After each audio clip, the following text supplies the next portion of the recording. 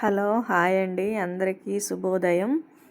నా స్టైల్లో కొబ్బరి చట్నీ ఆమ్లెట్ నాకు ఇష్టమైన కాంబినేషన్. నేను ఎలా చేస్తానో చూడండి, చాలా టేస్టీగా ఉంటుందండి. ట్రై చేయండి ఒకసారి, చాలా బాగుంటుంది కొబ్బరి చట్నీ. దానికి కావాల్సిన పదార్థాలండి: ఎండుమిర్చి, ఆనియన్స్, ఎల్లిపాయలు, ఎండు కొబ్బరి, చింతపండు తగినంత. చింతపండు నానబెట్టుకోవాలండి.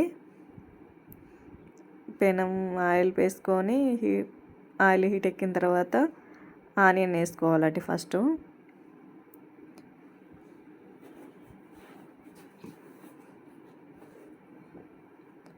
అలా ఆనియన్ బాగా ఇట్లా ఎర్రగా అయ్యేదాకా వేయించుకోవాలి. తర్వాత ఎండుమిర్చి వేసుకోవాలి.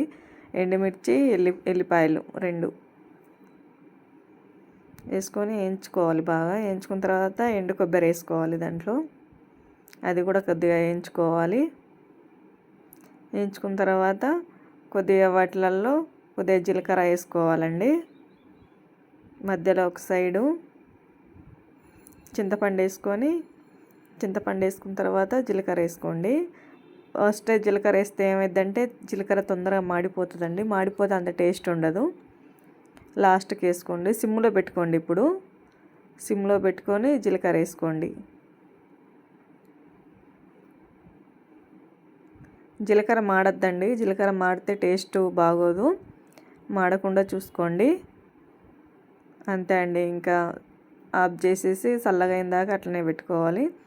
చల్లగానే మిక్స్ చేసుకోవడమే. మిక్సీ పట్టుకోవాలి.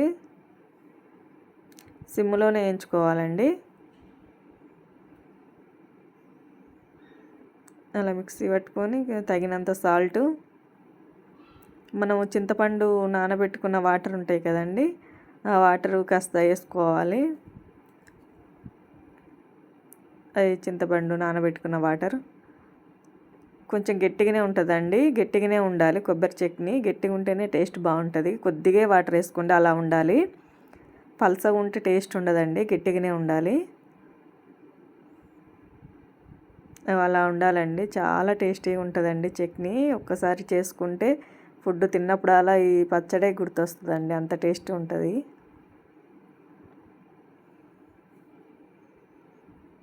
రెండు మూడు రోజులున్నా పాడు కాదండి, బాగుంటుంది. అంతే అండి. ఇప్పుడు నా స్టైల్లో ఆమ్లెట్ ఎలా చేస్తానో చూడండి. ఆనియన్ సన్నగా కట్ చేసుకోవాలండి. 2 ఎగ్స్లోకి ఇది ఒక చిన్న మిరపకాయ సన్నగా కట్ చేసుకొని వేసుకోవాలి. ఒక చిన్న టమోటా, కొద్దిగా కొత్తిమీర,